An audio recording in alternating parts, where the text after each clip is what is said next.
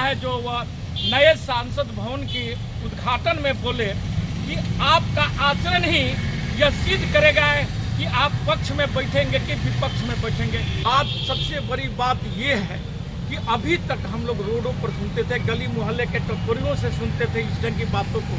लेकिन क्या अब सदन भी हमारा संसद जो हमारा लोकतंत्र का सबसे बड़ा मंदिर है और विश्व का सबसे बड़ा लोकतंत्र जो भारत है, उस पर इस ढंग की और इतनी नीच बातें की जाएगी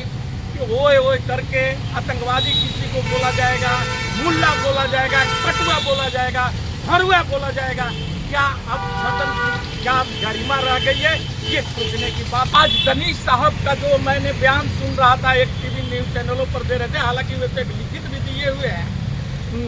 आपका लोकसभा अध्यक्ष बिरला साहब को, और उनके आंखों से ऐसा लग रहा था कि अब आंसू टपक जाएगा। और लेकिन राहुल गांधी जी को जब ये पता चला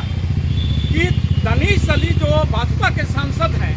उनसे जाकर के मुलाकात के उनके घर पर जाकर के भेंट किए और उन्हें सांत्वनाएं दी, करके समझाए और उनके पीठ को थपथपाए। दूसरी तरफ हमारे मीडिया के प्रभारी जो हैं आपका जयराम रमेश जी, उन्होंने भी ट्वीट कर करके, और हमारी अन्य कांग्रेसी नेताओं ने भी या अन्य विपक्षी पार्टी के या इंडिया के टीम के नेताओं ने भी इस पर अपनी प्रतिक्रियाएं दी है। सांसद वो किस मुंह से अपने उस संसदीय क्षेत्र में जाएगा और किस मुंह से भाजपा अभी तक और प्रधानमंत्री जो सुचिता की बात करते हैं और अभी तक किसी प्रकार की उस रमेश बिधूरी पर कार्रवाई नहीं करते हैं। आइए मैं पुनः स्वागत करता हूं तमाम दर्शकों का, और तमाम दर्शकों का मैं अभिनंदन करता हूं। वहीं एक शर्मसार करने वाली घटना कल हमारा नया सेंट्रल विस्टा नया सांसद भवन, सांसद के कारण सांसद भवन हमारा अछूता हो गया, गाली गलौज सांसद भवन में हुआ। आइए रवि रंजन जी, इस घिनौना सांसदों के हरकत पर क्या कहेंगे? चंडीदार, आज तक आप देखते होंगे गली के टपोरी छोट भैया नेता जो मवाली टाइप का होते हैं, लोगों को फोन पर गाली गलौज धमकियां देते थे, या कोई व्हाट्सएप ग्रुप या उनके फेसबुक पर कमेंट किया करते थे अभद्र गालियां दे करके। बीजेपी का एक सांसद जो अपने गुरु के पद चिन्हों पर चलते हुए, क्योंकि जैसा गुरु होता है वैसा चेला भी होता है, इनका गुरु भी रहा, ओ दीदी करके टपोरी टाइप का बात करता है और कपड़े से लोगों का पहचान करता है। जिस व्यक्ति को रमेश बिधूरी गाली गलौज किया है वह है और दनीश अली, में जो अभद्रता पूर्ण व्यवहार किया गया, और वह भी भाजपा के बड़े नेताओं, प्रधानमंत्री जो ये बात करते हैं, सुचिता की बात करते हैं, और वहाँ पर बिरला साहब जिनका नाम है, जो कि बात में विपक्षी पार्टियों को निष्कासित करते हैं, वो सारे लोगों को देख रेख में, और बिधूरी रमेश बिधूरी जिस ढंग की टपोरी भाषाओं का प्रयोग किया है कि वो आतंकवादी, कटुआ, भरुआ, और आपका न जाने क्या क्या बातों को बोला, और यहाँ तक ले धमकी दिया कि तुम्हें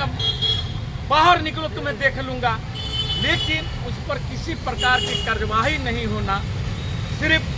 भाजपा के द्वारा 15 दिन का एक अल्टीमेटम दे दिया जाता है जवाब देने का, और बिरला साहब उसे बुला करके अपने चैम्बर में रमेश बिधूरी जो टपोरी सांसद है उससे वो ये कह करके आइंदा ऐसा नहीं होना चाहिए कह करके छोड़ देना। लेकिन मैं बिरला साहब से पूछना चाहता हूँ कि क्या संजय सिंह, कांग्रेस का विपक्ष का नेता, और चड्ढा जो आपका पार्टी का है, वे लोग का क्या गलती था जिन्हें सदन से निष्कासित कर दिए थे, और बिधूरी क्या भाजपा का है, आप इसलिए इन पर किसी प्रकार की कार्रवाई नहीं, सिर्फ उन्हें वार्निंग दे करके छोड़ दिया गया? इन लोगों का इतिहास को जान लीजिए। इनके जितने भी सांसद हैं, वे जितनी बड़ी गाड़ी मुसलमानों को देते हैं, उनको उतने बड़े पोस्ट दिया जाता है, और वह मोदी जी के 9 रत्नों में